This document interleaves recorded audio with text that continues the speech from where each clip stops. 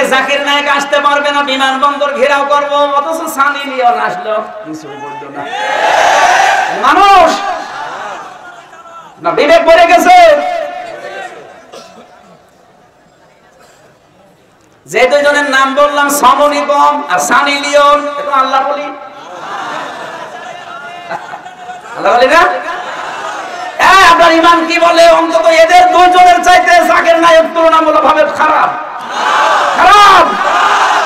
সে আসলে আপনি বিমানবন্দর ঘেরাও করে, আর এরা দুইজন এসে কি করে গেল আপনি তো কিছুই বললেন না। আমার ইমান তখন কোথায় ছিল? ইমান ছিল হো হো, সেটা নিয়ে কোনো জায়গা পাবে। এইভাবে করে হে নবী আপনার প্রতি ওহী নাযিল করেছি। এই আয়াত নাযিল করা দেখে বোঝা যাচ্ছে এর আগে আল্লাহ বিভিন্ন নবীদের উপরে ওহী দিয়েছিলেন নাকি? ধারাবাহিকতায় বিশ্ব নবীও পেয়েছেন। আল্লাহ নবীকে আল্লাহ যেটা দিলেন কোরআনান আরাবিয়্যা, নবীকে যে আল্লাহ দিয়েছেন তার নাম আরবি কোরআন। কি কোরআন? এই ভাষাটা যেহেতু আমাদের মাতৃভাষা না, এই জন্য আমাদের কাছে একটু কঠিন লাগে, কিন্তু পৃথিবীতে সবচেয়ে সহজ ভাষা আল্লাহ জানিয়েছেন আরবি ভাষা। ওহী যে কোরআনে কারীম আরবি ভাষায় এসেছে, মুসলমানেরা আমাদেরকে এখন ইমানের দাবি অনুযায়ী আরবি ভাষায় শুদ্ধ করে কোরআন শিখতে হবে, মাস্ট বি। আমি অনেক পীর সাহেবের মুরিদ, অনেক ইসলামী আন্দোলনের ভাইদেরকেও দেখেছি কোরআনে কারীমের কাছে যে ওরা দুর্বল। শুদ্ধ করে কোরআন পড়া বোঝার যে সিস্টেম গুলো চালু আছে, এটা 100 বার এখন আমাদের ফলো করা লাগবে।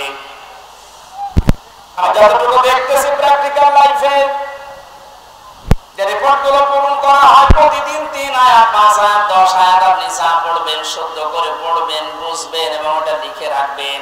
এই সিস্টেম যদি কেউ 4 মাস 6 মাস 1 বছর পালন করতে পারে, আস্তে আস্তে তার শুদ্ধ হয়ে যাবে। আর এটা হওয়ার জন্য দেশে একটা বিশ্ববিদ্যালয় আছে, তার নাম জামাতে ইসলামী। আমি অন্য কোন জায়গায় এসে সিলেবাসটা পাইনি। আপনি যা যা করেছেন সবগুলো পয়েন্ট আকারে ওখানে লেখা লাগে। আপনার জীবন এমনি পরিশুদ্ধ হয়ে যাবে।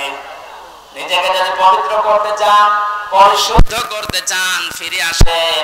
আহ্বান জানাচ্ছি, দাওয়াত দিচ্ছি। নয়তো আবার বলবেন যে আল্লাহ আমি দাওয়াত পাইনি। এই জন্য দাওয়াত দিয়ে দিলাম। যদি বিশ্ববিদ্যালয়ে পড়ার ইচ্ছা থাকে, আপনি মূর্খ মানুষ হন, অসুবিধা নেই। বিশ্ববিদ্যালয়ে যদি পড়াশোনা করার মন মানসিকতা থাকে, ইচ্ছা থাকে, বাংলাদেশ জামাতে ইসলামীতে আপনি যোগ দিয়ে পড়া দেখবেন বিশ্ববিদ্যালয়ের মতো জীবন ঠিক ওই ধাঁচে গড়ে তুলবে। একটা সব দিক থেকে পারদর্শী হওয়া লোকটা দেখেন ডাক্তার। আজকে কুষ্টিয়াতে ভাষণ দেওয়ার সময় তিনি উদাহরণ দিচ্ছিলেন, উনি কিন্তু একটা সার্জন ডাক্তার, অপারেশন করতেন। তার মানে ডাক্তার লাইনে উনি সর্বোচ্চ, কোরআন কারীমের লাইনে আমি নিজে দেখেছি তার জ্ঞানের বহর এবং শুদ্ধ। হাদিসের লাইনে উনি পাণ্ডিত্য অর্জন করেছে অনেক, আমাদের মতো হাজার আলেমের চাইতেও বেশি। ইংরেজিতে বক্তব্য দিচ্ছে,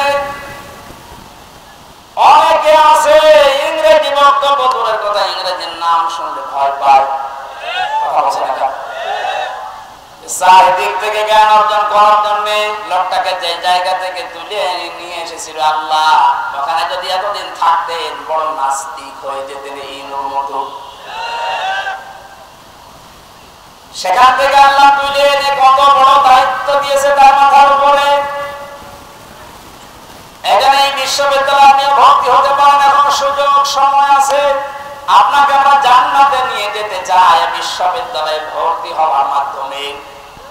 সাফ কথা বলছি, জীবনে গুনাহগার যদি হয়ে থাকেন, গুনাহ অল্প স্বল্প কিয়ামতের দিন কায়েম করা লাগবে দিন। এই আন্দোলনের সাথে একনিষ্ঠভাবে ইখলাসের সাথে লেগে থাকতে পারেন, আমি কোরআন হাতে নিয়ে গ্যারান্টি দিতে পারি আল্লাহ আপনাকে জাহান্নামে দেবে না। সূরা সফের আয়াত। আবার বলছি, ইসলামী আন্দোলন যদি দুনিয়ায় করেন, কিয়ামতের দিন কায়েম করার জন্য ইখলাসের সাথে অ্যাক্টিভিটিস নিয়ে যদি ময়দানে থাকেন, কায়েম হলে ভালো, না হলে আপনার অসুবিধা নেই, আপনাকে আল্লাহ জাহান্নামে দেবে না। জান্নাতেও